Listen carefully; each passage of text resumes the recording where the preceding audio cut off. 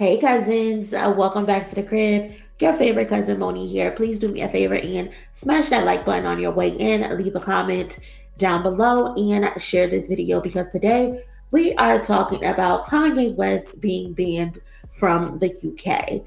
Now, if you haven't been paying attention to the community tab, the Wireless Festival was officially canceled after the British government banned Kanye West from entering the United Kingdom.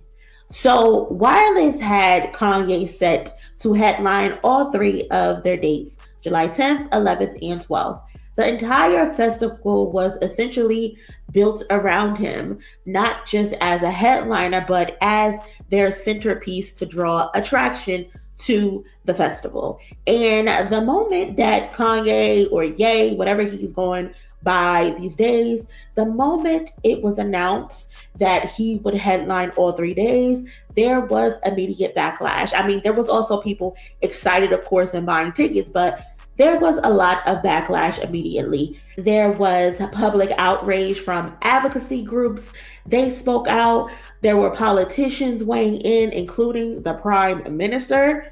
Even the prime minister had some shit to say, like he should not be able to perform or let alone enter the United Kingdom.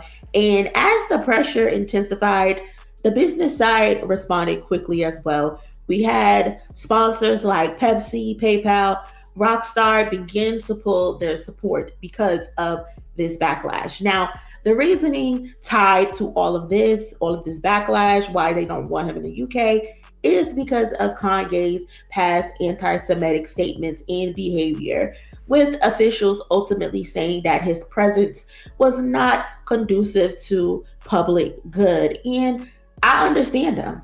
I understand exactly what they're saying because despite sponsors dropping out, Wireless still publicly stood beside Kanye and pushed forward with the idea that the show would go on. They gonna stand beside him. That's their man.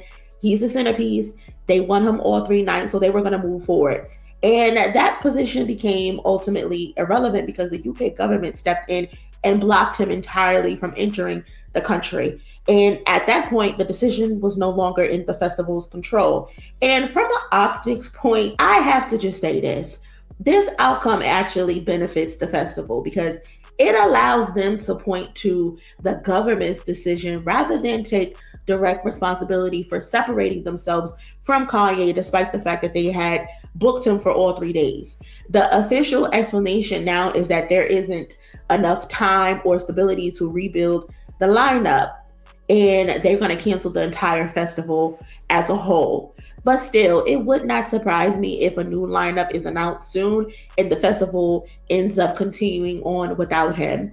Because again, like I said, the optics looks better for Wireless Festival to say, I'm gonna stick beside him, even though they know in the back of their mind that this shit is about to get canceled regardless. And they don't want that backlash from the public just in case they do decide to reroute this shit and have a whole nother setup to come forward soon, which I think is likely going to happen within the next week, the next 2 weeks.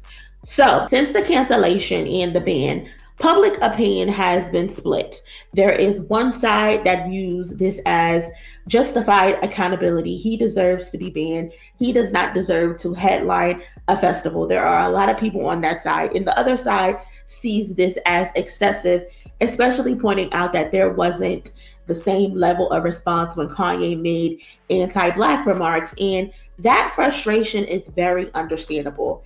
But at the same time, there is a contradiction in demanding accountability from corporations while personally continuing to defend him. The same people who are saying, well, y'all didn't hear when he said this and he said that about Black people are the same Black people who are defending him. So it just does not make sense. It does not make sense. There's a disconnect completely. Kanye made a series of extreme public statements and doubled down on them when challenged. On Twitter, he posted, I love Hitler, I'm a Nazi, now what, bitches? He posted those things a couple months ago. This outcome is a direct response to those actions. Sympathy becomes so difficult for me when the pattern of behavior is so consistent. He's repeatedly doubled down. he's completely and without care in the world, with no regard, said the nastiest and done the nastiest things because he felt like he could not be touched. This is someone who has publicly made statements about violence towards women. I know we talk about the anti-Semitic things that he says, but let's talk about the violence towards women. He aligned himself with harmful people, harmful imagery, and repeatedly escalated his rhetoric instead of walking it back. Like, are we forgetting this is the same man who posted Cassie, the screenshot of Cassie being beat up by Diddy, and put the hoodie that she was wearing on sale in support of Diddy and called it the Love Hoodie? He's on record saying that sometimes it's okay to beat your woman if there's some type of situation going on between them, between the man and the woman. Like, Kanye West is almost 50 years old. I don't even know exactly how old he is, but I'm sure he's almost 50 years old. This is not a matter of ignorance. It's not. It's just not. Yet there is still hesitation from many to hold him fully accountable despite all of the nasty things he has done and he has said. I think there is a broader conversation to be had about banning individuals from countries. I do agree with that. And that concern is very valid. But at the same time, the situation goes beyond controversial or edgy opinions, in my opinion. And Kanye isn't the first or the last person to be banned from entering the UK or other countries. Like, there are so many people, musicians, athletes, political figures, public figures, all types of people who have been banned from the UK because of the things that they do and the things that they say and the things that they promote. Again, Kanye West will not be the first or the last person. Kanye publicly embraced Nazi ideology, promoted it, and built content around it. Those are deliberate actions with real world impact. So I have no sympathy. I don't. I'm sorry. I'm not sorry, actually. Because let's stop making excuses for this man. There's a lot of people who don't want to hold him responsible because he made the College Dropout. That album is not that good to look past this man saying slavery was a choice. That album is not that great. The larger issue here is how accountability is being defined. Nobody wants to hold Kanye West accountable. They don't want him to have consequences. And they talk about, oh, he lost deals, he lost money, or he's being banned. Yes, all of those things happen. But those are not accountability racers. He still needs to be held accountable. Accountability is actually demonstrated through changed behavior, through acknowledgement of the harm that you have caused, and through a sustained effort to do better. I don't care that he lost deals. I don't care that he lost money. I don't care that he's banned, especially because all of those things happened and he still went on to buy an iced out swastika chain. He still got on the internet and said that he loves to beat women. He thinks it's okay to beat women. He still was in meetings, meeting Iggy Azalea for the first time and putting porn on the screen and telling her that he beats off and he jerks off to her every morning, asking her how big her current boyfriend's penis is. Like, that is sexual harassment.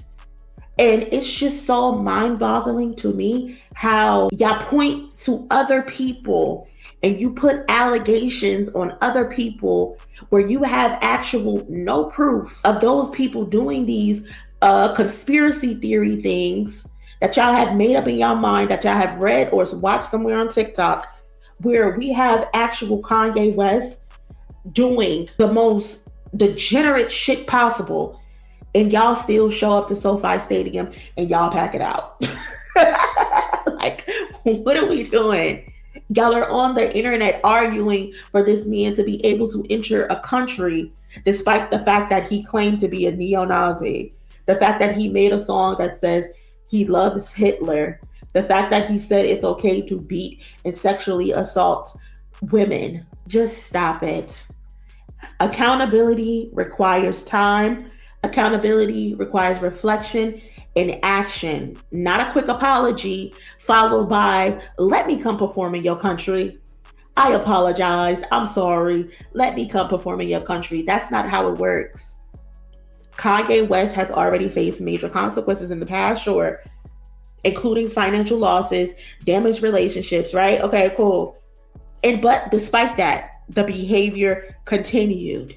Even that wasn't enough for him. So imagine if they allow him to come into the UK and get on those stages, and then he has another episode, because y'all love blaming that shit on his mental health. Y'all love doing that. I don't get it, but y'all love doing that.